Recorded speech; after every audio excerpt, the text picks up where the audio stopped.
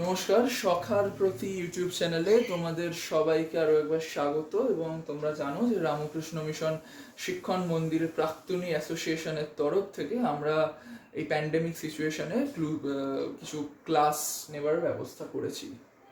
তো আজকে আমাদের চ্যাপ্টার হচ্ছে জীবনের প্রবাহমানতা, class 10-এর second chapter.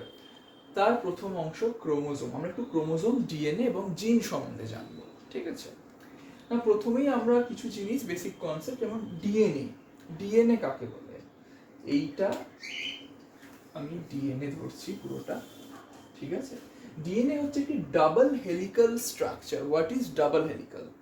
Double helical structure মানে হচ্ছে এরকম দুটো সুতোর মতন জিনিস রয়েছে এবং সেই দুটো এরকম রাসায়নিক বন্ধনীর মাধ্যমে দুজন দুজনের সাথে যুক্ত অবস্থায় রয়েছে। এটাকে আমি ডিএনএ বলছি। এই ডিএনএটা আমরা জানি নিউক্লিয়াসের ভেতরে থাকে। এবার একটা ডিএনএ অনেক লম্বা হয়, সুতোর মতন অনেক লম্বা। সেটাকে না আমরা কি বলবো, নিউক্লিয়াসের ভেতরে নর্মালি রাখতে পারবো না যদি ওটাকে না আমরা একটু পাকিয়ে রাখি। আমরা লাঠাই দেখেছি সবাই, লাঠাইয়ের চারদিকে যেরকম সুতো পাকানো থাকে, আমরা একটু সেই রকমই পাকিয়ে রাখার চেষ্টা করবো যাতে কম জায়গায় বেশি পরিমাণ ডিএনএ ধরতে পারে। সেটা কিভাবে থাকে? এই যে জিনিসগুলোকে আমরা দেখছি, এগুলোকে বলে এক ধরনের প্রোটিন। এই যে চারটে এঁকেছি, এই প্রোটিনগুলোর নাম হচ্ছে হিস্টোন প্রোটিন। কি বললাম? Histone protein. তো এই হিস্টোন প্রোটিন এর চারদিকে এই সুতোর মতন ডিএনএটি এরকম পাকিয়ে, পিছন দিক দিয়ে পাকিয়ে, আবার পরেরটাতে কিছুটা পাকিয়ে, আবার তার পরেরটাতে, এইভাবে কি বলবো, একটি কম জায়গার ভেতরে নিজেকে রাখতে পারে, ঠিক আছে? তো এই হিস্টোন প্রোটিনের চারদিকে যখন এরকম ডিএনএ এরকম পেঁচিয়ে রয়েছে, তো সেই পার্টিকুলার জিনিসটাকে বলা হয় নিউক্লিওজোম। মানে এইটা তো হিস্টোন প্রোটিন, তার চারদিকে এইরকম ডিএনএটি পেঁচিয়ে রয়েছে। তো এই এক একটাকে আমরা বলবো নিউক্লিওজোম। মানে হিস্টোন প্রোটিন চারদিকে, হিস্টোন প্রোটিনের চারদিকে পেঁচানো ডিএনএ, ঠিক আছে? এবং এই যে টোটাল অংশটা, ঠিক আছে, যার চারদিকে যার ভেতরে হিস্টোন প্রোটিন এবং তার ভেতরে পেঁচানো ডিএনএ রয়েছে, এইটাকে আমরা বলবো ক্রোমাটিনস। কি বলবো? ক্রোমাটিন,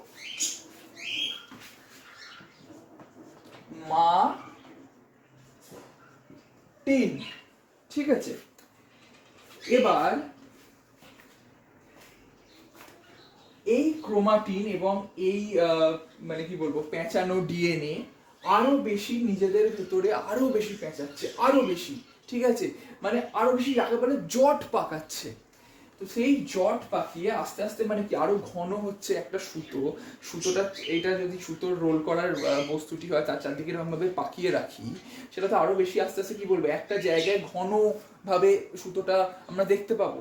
তো সেই যত বেশি ঘন হবে, সেই জিনিসটা আস্তে আস্তে গিয়ে একটা ক্রোমোজোম তৈরি করবে। মানে ক্রোমোজোম আর কিছুই নয়, এই সুতোয় মানে কি বলবো, এই হিস্টোন প্রোটিনে জড়ানো সুতো, ঠিক আছে, আরো ঘন হতে হতে, হিস্টোন প্রোটিন সমেত আরো ঘন হতে হতে আস্তে আস্তে একটি বিশাল বড় ঘন স্ট্রাকচার তৈরি করবে। কনডেন্স স্ট্রাকচার আমরা ইংরেজিতে এটাকে বলে থাকি, বাংলায় ঘন স্ট্রাকচার তৈরি করবে।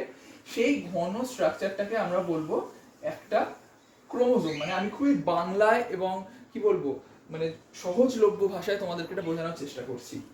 প্রথমে সুতো, সেটা ডিএনএ, সেই ডিএনএটা হিস্টোনের চারদিকে পেঁচিয়ে রয়েছে। এক একটা ইউনিটকে বলছি আমরা নিউক্লিওজোম, ঠিক আছে? মানে হিস্টোনের চারদিকে পেঁচানো ডিএনএ ইউনিটটাকে।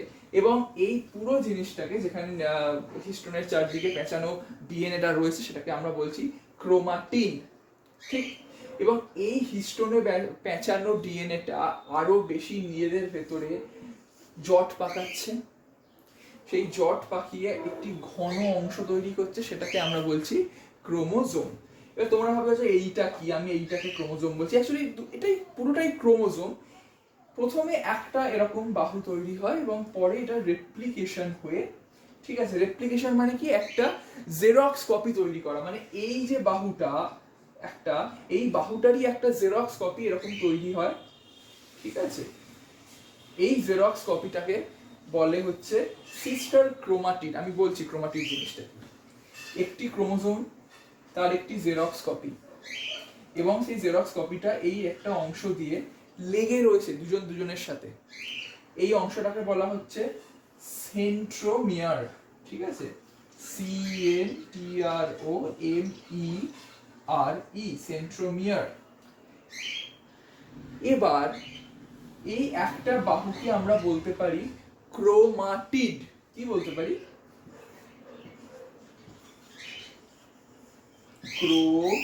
Chromatid, CHROMATID। এবং এই ক্রোমাটিডের আর একটা যে কপি যেটা তৈরি হলো, এইটাকে আমরা বলতে পারি আর একটা ক্রোমাটিড, ঠিক আছে, একই জিনিস, আর একটা ক্রোমাটিড। এবং এই দুটো ক্রোমাটিড একে অপরজনের সিস্টার ক্রোমাটিড। এই একটা ক্রোমাটিড এই ক্রোমাটিডের সিস্টার ক্রোমাটিড, এই ক্রোমাটিডটা আবার এই ক্রোমাটিডের সিস্টার ক্রোমাটিড, মানে দুটো ক্রোমাটিড, দুটো হচ্ছে পরস্পরের জেরক্স কপি, এক্স্যাক্ট কপি, ঠিক আছে। সেই দুটো ক্রোমাটিড হচ্ছে পরস্পরের সিস্টার ক্রোমাটিড। এবং এই পুরো জিনিসটাকে আমরা বলি একটি ক্রোমোজোম। ক্রোমোজোম একটি বাহু বিশিষ্ট হতে পারে, মানে একটি ক্রোমাটিড বিশিষ্ট হতে পারে এই রকম, ঠিক আছে। আবার ক্রোমোজোম দুটি এরকম বাহু বিশিষ্ট হতে পারে, মানে দুটো সিস্টার ক্রোমাটিড সম্মিলিতও হতে পারে। আমরা সেক্ষেত্রে কি বলবো? One chromatid chromosome. আর যখন দুটো বাহু বিশিষ্ট হবে তখন আমরা বলবো টু ক্রোমাটিড ক্রোমোজোম। বোঝা গেল? এরপর আমরা যেটা দেখব সেটা হচ্ছে জিন কি, ঠিক আছে, তোমাদের সিলেবাস অনুযায়ী বইতে জিন কি। জিন হচ্ছে কিছুই না, এই যে বললাম একটা ডিএনএ, এই ডিএনএ এর একটা অংশকে আমরা বলতে পারি জিন। যে অংশটা, ঠিক আছে, যে অংশটা কোনো একটি নির্দিষ্ট বৈশিষ্ট্য প্রকাশ করছে আমার বডিতে, চুল, দাড়ি, গোঁফ, এগুলো একটা একটা বৈশিষ্ট্য আমার। কারোর একটু দাড়িটা ঘন, কারোর একটু দাড়িটা হালকা, ঠিক আছে। তো কার হালকা হবে কার ঘন হবে সেটা ডিসাইড করবে একটা জিন। তো এই পার্টিকুলার এই চুল দাড়ির জিনটা ধরো ডিএনএ এর এই অংশটায় রয়েছে, ঠিক আছে। এই চুল দাড়ির জিনটা ডিএনএ এর এই পার্টিকুলার এই অংশটুকুতে রয়েছে। তো এই হচ্ছে এখানে ডিএনএ এর ভিতরে একটা জিন। আবার তার পাশে হয়তো আর একটা জিন আছে, এটা হয়তো আমার হাতের নখ কিরকম হবে সেই রকম, সেইটা ঠিক করবে এই জিনটা। তো মানে জিন হচ্ছে ডিএনএ এর ভেতরে থাকা বিভিন্ন অংশগুলো যেটা একটা নির্দিষ্ট কোনো কাজ করছে, ঠিক আছে। এবং সেই ডিএনএ আবার বলছি পাকিয়ে, হিস্টোনের চারদিকে পাকিয়ে একটি ক্রোমাটিন তৈরি করে, এবং এক একটা ওই ইউনিটকে, হিস্টোন সম্মিলিত ডিএনএ এর ইউনিটকে নিউক্লিওজোম বলে। এবং এই ক্রোমাটিন এবং মানে যেটা হিস্টোন সম্মিলিত ডিএনএ, সেটা নিজেদের ভিতরে আরো বেশি পেঁচিয়ে পেঁচিয়ে পেঁচিয়ে পেঁচিয়ে বেশি ঘন হয়, এবং ঘন হয়ে একটি একটি ক্রোমাটিড তৈরি করে। সেই ক্রোমাটিডের একটি জেরক্স কপি তৈরি হবে, এবং সেটা হবে আর একটি ক্রোমাটিড, এবং সেই দুটি ক্রোমাটিড এইখানে মাঝখানে সেন্ট্রোমিয়ার দ্বারা যুক্ত থাকবে। এই অংশটাকে বলে সেন্ট্রোমিয়ার, যেখানে দুটো যুক্ত রয়েছে এইরকম ভাবে, ঠিক আছে, এইরকম ভাবে। এবং এই দুটি ক্রোমাটিড হবে একে অপরের সিস্টার ক্রোমাটিড। বোঝা গেল? এবার আমরা আসব মানুষের শরীরে কতগুলো ক্রোমোজোম থাকে। উত্তরটি হচ্ছে 23 জোড়া। এক জোড়া মানে দুটো, 23 জোড়া মানে 46টা। কি বললাম? 23 জোড়া, ইংরেজিতে বলি পেয়ার। 23 পেয়ার মানে 23 জোড়া মানে 46, ঠিক আছে। এই 46টার ভেতরে 44টা হচ্ছে অটোজোম, AUTOSOME, অটোজোম। আর বাকি দুটো হচ্ছে সেক্স ক্রোমোজোম। যে 44টা অটোজোম আছে সেই 44টা অটোজোমের কাজ হচ্ছে, যে বললাম দাড়ি গোঁফ বিভিন্ন জিনিস ঠিক করা, মানে আমার দেহের বৈশিষ্ট্য, নখ কেমন হবে, চুল দাড়ি কেমন হবে, লম্বা হবে না বেঁটে হবে, সেগুলো ঠিক করা। আর সেক্স ক্রোমোজোম হচ্ছে সন্তান সন্ততির ভেতরে পিতা মাতার বৈশিষ্ট্য নিয়ে যাওয়া, এদের কাজ, সেক্স ক্রোমোজোমের কাজ। কি বললাম, 44টা অটোজোম, দুটো সেক্স ক্রোমোজোম, টোটাল 46টার ভেতরে। এবার ছেলেদের ক্ষেত্রে সেক্স ক্রোমোজোম দুটো, এক্স আর ওয়াই। মেয়েদের ক্ষেত্রে দুটো, এক্স আর এক্স। এটা মনে রাখতে হবে, 44টা অটোজোম, দুটো সেক্স ক্রোমোজোম। ছেলেদের ভেতরে সেক্স ক্রোমোজোম হচ্ছে এক্স আর ওয়াই, এক্সটা একটা ওয়াইটা একটা। মেয়েদের ক্ষেত্রে হচ্ছে দুটোই এক্স, মানে একটা এক্স আর একটা এক্স, দুটো। ঠিক আছে, সোজা জিনিস। এবার আমি যেটা দেখবো,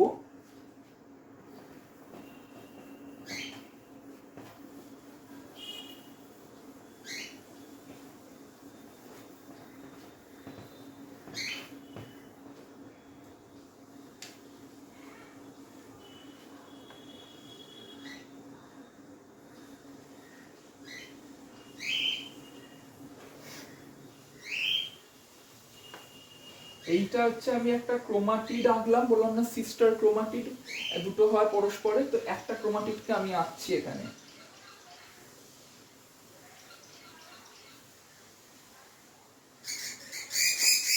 কি বললাম, মাঝখানে থাকে সেন্ট্রোমিয়ার, সেন্ট্রোমিয়ারের সাথে এটারই আর একটা এক্সাক্ট কপি তৈরি হবে, দুটো হবে পরস্পরের সিস্টার ক্রোমাটিড, দুটো যুক্ত থাকবে বলেছি। এবার আমরা যেটা দেখব, এই সেন্ট্রোমিয়ারটা যেখানে তৈরি হয় এটাকে আমরা বলি মুখ্য খাঁজ। কি বললাম, মুখ্য খাঁজ। ঠিক, এই মুখ্য খাঁজে সেন্ট্রোমিয়ার তৈরি হবে, এই সেন্ট্রোমিয়ার তৈরি হবে এবং এখান থেকেই আর একটা ক্রোমাটিড এক্সাক্ট এটারই একটা জেরক্স কপি, যেটা এটা থেকেই তৈরি হবে, সেটা যুক্ত থাকবে। ঠিক আছে, এবং এটা হচ্ছে গৌণ খাঁজ। ঠিক আছে,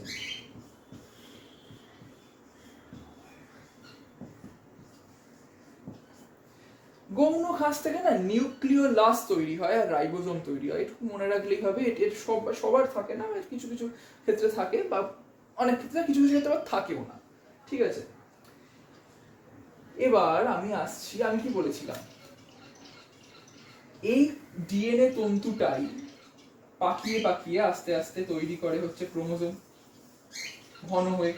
ঠিক বলেছিলাম, তো এটার ভেতরেও তো সেই ডিএনএ তন্তুটা রয়েছে, এবং ঘন হয়ে ক্রোমোজোম তৈরি করার পর এর চারদিকে একটা আবরণ পড়ে যায়, এটাকে বলে হচ্ছে পেলিকেল। সেই আবরণটা হচ্ছে ধরো এইটা, এটাকে বলি পেলিকেল, মানে একটি আবরণ। এই পেলিকেলের ভেতরে এই ঘন হয়ে যাওয়া ডিএনএটা রয়েছে, যেটা ঘন হয়ে ক্রোমোজোমটা তৈরি করেছিল। তো সেই ক্রোমোজোম আমি যদি খুব সোজা ভাবে আঁকি, বেশি ঘন আঁকছি না, ঠিক আছে, তো সেই এইটার ভেতরে থাকা সেই তন্তুর মতন ক্রোমোজোমটা, এইটাকে আমরা বলি ক্রোমোনিমা বা ক্রোমোনিমাটা। কি বলি, ক্রোমোনিমা, CHROMONEMA, ক্রোমোনিমা বা ক্রোমোনিমাটা। ক্রোমোনিমাটা বলা হয় বহু বচনে, কারণ দুটো রয়েছে, তো সেক্ষেত্রে বহু বচনে ক্রোমোনিমাটা, যদি একটাকে যদি বলি তাহলে ক্রোমোনিমা। দুটো কোন দুটো, তো এই এই যে ব্যাপারটা, এখানে তুমি দেখছো যে কিছু লুপের মতন ফরমেশন আছে, আমি জানি না তোমরা দেখতে পাচ্ছ কিনা। এখানে লুপ মানে হচ্ছে এরকম, আমি যদি একটুখানি বড় করে এইখানটা দেখাই, যে লুপ এরিয়াটা আমি যদি একটু বড় করে দেখাই, এইরকম তৈরি হচ্ছে। এই যে লুপগুলো, ক্রোমোনিমা যে লুপগুলো তৈরি হয়েছে, এটাকে আমরা বলি ক্রোমোমিয়ার। কি বলি, CHROMOMERE,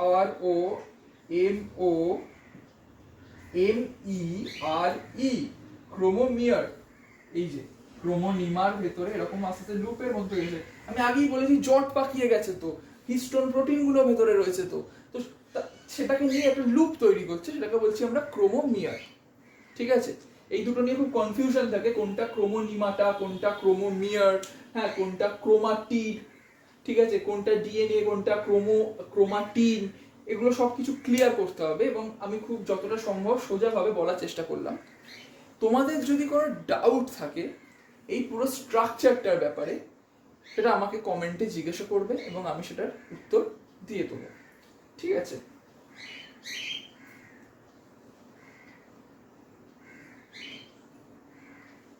আচ্ছা, একটা জিনিস এটা আমি ভুলে যাচ্ছিলাম, সেটা হচ্ছে এই ওপর দিকে এগুলো হচ্ছে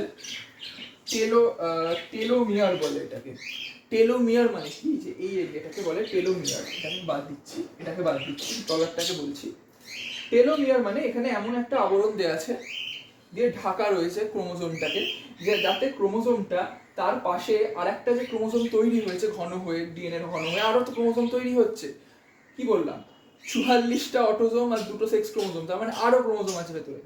তো সেই ক্রোমোজোম গুলো যদি পরস্পরের সাথে লেগে না যায়, তাহলে সেই জন্য এইখানে একটি এইরকম এরিয়া তৈরি হচ্ছে যেটা এখানটাকে ঢেকে রাখছে। এই ঢেকে রাখা এরিয়াটাকে আমরা বলছি টেলোমিয়ার,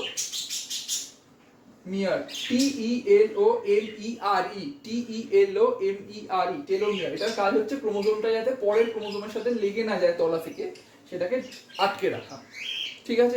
পেলিকল দিয়ে তো এমনি ঘেরা রয়েছে তার সাথে এটাও, ঠিক আছে? আর আরেকটা বলে এটাকে স্যাটেলাইট বডি, এটাকে বলে স্যাট ক্রোমোজোম। কিছু কিছু ক্রোমোজোমের ক্ষেত্রে এরকম একটি বাল্বের মতন অংশ দেখা যায়, এটাকে স্যাট ক্রোমোজোম, স্যাটেলাইট বডি বলে, ঠিক আছে? আর স্যাটেলাইট বডি সম্বন্ধিত ক্রোমোজোমকে বলা হয় স্যাট ক্রোমোজোম, ঠিক আছে? ব্যাস। তো এতক্ষণ আমরা দেখলাম ডিএনএ স্ট্রাকচার, এবার ক্রোমোজোমের স্ট্রাকচারটা এতক্ষণ দেখলাম। এবার আমরা দেখব এই যে ক্রোমোজোমটা তৈরি হয় ডিএনএ পেঁচিয়ে পেঁচিয়ে, সেই ডিএনএটা আমি বললাম যে দ্বিতন্ত্রী হয়, ডাবল হেলিক্যাল, ঠিক আছে? ওয়াটসন এন্ড ক্রিক বলেছিল, এটা আবিষ্কার করেছিলেন, দ্বিতন্ত্রী স্ট্রাকচার, দুজন বিজ্ঞানী। এই যে দুটো মানে সুতোর মতন জিনিস, এটাকে বলে দ্বিতন্ত্রী। তো এই দুটো সুতোর নিজেদের ভেতরে কি করে যুক্ত থাকে বা কি করে ফাংশন করে, সেটা আমরা একটুখানি এইখানে দেখব। তার আগে আমরা জানবো কয়েকটা টার্ম। ডিএনএ ফুল ফর্ম কি? Deoxyribose nucleic acid. Deoxyribose nucleic acid. Deoxyribose মানে কি? একটা শর্করা যেটাতে একটা অক্সিজেন থাকার কথা, মানে একটা কি বলবো, একটা অক্সিজেন অণু বা একটা অক্সিজেন পরমাণু থাকার কথা, সেটা আর নেই। ওই জন্য বলছে ডিঅক্সিরাইবোজ, মানে অক্সিজেনটা থাকার কথা কিন্তু নেই। আরএনএ ফুল ফর্ম কি? রাইবোজ নিউক্লিক অ্যাসিড বা রাইবোনিউক্লিক অ্যাসিড, ঠিক আছে? তো সেটাতে কি হয়, যে রাইবোজ সুগারটা রয়েছে সেটাতে যে অক্সিজেনটা থাকার কথা সেটা রয়েছে, ওই জন্য ডিঅক্সি কথাটা বলেনি। সেই রাইবোজ নিউক্লিক অ্যাসিড থেকেই যদি একটা অক্সিজেন বেরিয়ে যায়, তখন সেটা হয়ে যাবে ডিঅক্সিরাইবোজ সুগার। তো ডিএনএ এর ক্ষেত্রে ডিঅক্সিরাইবোজ নিউক্লিক অ্যাসিড, আর ওটাকে রাইবোজ নিউক্লিক অ্যাসিড আরএনএ এর ক্ষেত্রে। এটা যেন মনে থাকে, একটা অক্সিজেন গ্রুপ ওর ভেতরে যে সুগারটা আছে আরএনএ তে, সেটা রয়েছে, যেটা থাকার কথা নরমালি, কিন্তু ডিএনএ এর ক্ষেত্রে সেটা থাকবে না, ঠিক আছে? এবার আমি সেই সুগারটার ছবিতে যাচ্ছি না, জাস্ট একটা ডায়াগ্রাম আছে। এটা সুগার, শর্করা, তার তলায় ফসফেট, তার তলায় আবার সুগার, তার তলায় আবার একটা ফসফেট, তার তলায় আবার সুগার, মানে পরপর। এই সুগারের সাথে একটা নাইট্রোজেন বেস লেগে রয়েছে। এটার মানে কি আমি বলবো, নাইট্রোজেন বেস, মনে রাখো কথাটা, নাইট্রোজেন বেস লেগে রয়েছে। এর পাশেও এই পাশ থেকেও এরকম সুগার ফসফেটের আরেকটা রয়েছে, এবং সেখানেও নাইট্রোজেন লেগে রয়েছে। এবং এই যে দুটো নাইট্রোজেন কাছাকাছি, এই দুটো নিজেদের ভেতর আবার বন্ড করে। এখানে দুটো দিয়েছি, এখানে তিনটে দিয়েছি, কেন দিয়েছি সেটাও বলছি। আগে জানো দুটো টার্ম, নিউক্লিওটাইড আর নিউক্লিওসাইড। কোনটাকে নিউক্লিওটাইড বলে আর কোনটাকে নিউক্লিওসাইড বলে? এই সুগার আর নাইট্রোজেন বেস, এটাকে আমরা বলবো সাইড, মানে নিউক্লিওসাইড। পুরো কথাটা আমি শর্টে লিখলাম। সুগার, নাইট্রোজেন বেস আর ফসফেট, তিনটেকে নিয়ে হচ্ছে নিউক্লিওটাইড। বোঝা গেল? এইবার এই বললাম sugar phosphate sugar phosphate sugar phosphate পরপর রয়েছে, আর পাশে সুগার গুলোর সাথে শুধু নাইট্রোজেন বেস লেগে রয়েছে, আবার ওই পাশে থাকা নাইট্রোজেন বেসের সাথে লেগে রয়েছে, তারা নাইট্রোজেন গুলো বন্ড করে রয়েছে। এবার এটা এইখানে আমরা দেখি এই স্ট্রাকচারটা, সুগার ফসফেট সুগার ফসফেট, ঠিক এখানেও তাই, সুগার ফসফেট সুগার ফসফেট, এখানে নাইট্রোজেন, এখানে নাইট্রোজেন, এখানেও রয়েছে নাইট্রোজেন, কারণ এখানেও তো সুগার ফসফেট রয়েছে, তার সাথে লেগে থাকা নাইট্রোজেন গুলো এখানে রয়েছে, হয়ে যাচ্ছে, এবং এই নাইট্রোজেন বেস গুলো এখানে এরকম বন্ড করছে। পুরোটা জুড়েই এইরকম স্ট্রাকচারটা রয়েছে, সেটাকে আমরা একটা তন্তুর আকারে দেখাচ্ছি, যে actually sugar phosphate sugar phosphate sugar phosphate, পাশে নাইট্রোজেন, এবং এই নাইট্রোজেন গুলো এইরকম বেস পেয়ারের মাধ্যমে এই যে লেগে রয়েছে, আমরা এইভাবে দেখানোর চেষ্টা করেছি। এবার বলছি এখানে যে এই যে দুটো বন্ড দিলাম, এখানে তিনটে বন্ড দিলাম কেন?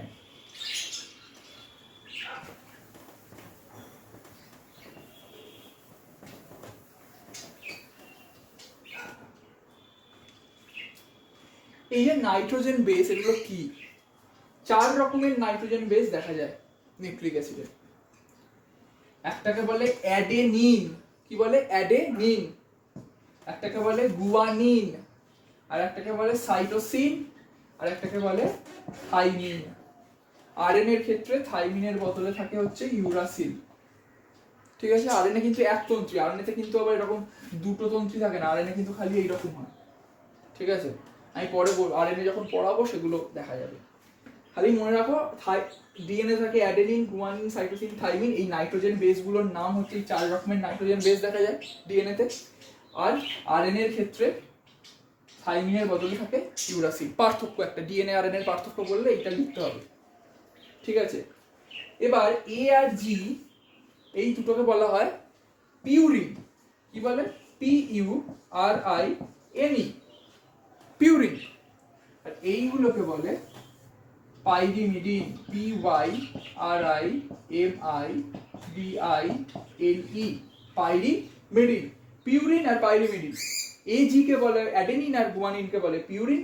সাইটিন আর থাইমিন, সাইটোসিন আর থাইমিন কে বলে পাইরিমিডিন। থাইমিনের পরিবর্তে যদি ইউরাসিল থাকে, সেটাকেও কিন্তু পাইরিমিডিনই বলবে, ঠিক আছে? এবার